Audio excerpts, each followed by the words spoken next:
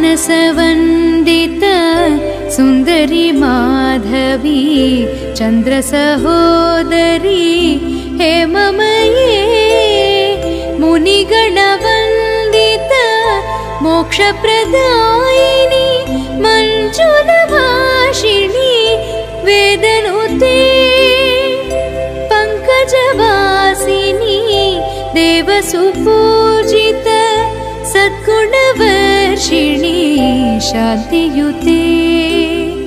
जय जय हे मधुसूदन कामिनी आदिलक्ष्मी सदा पालय माम्। ऐ कलिकल्मष नाशरि कामिनी वैदिकरूपिणी वेदमये क्षीरसमुद्भव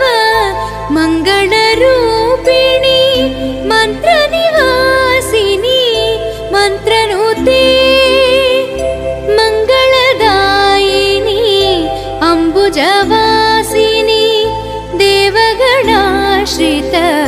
पादयुते जय जय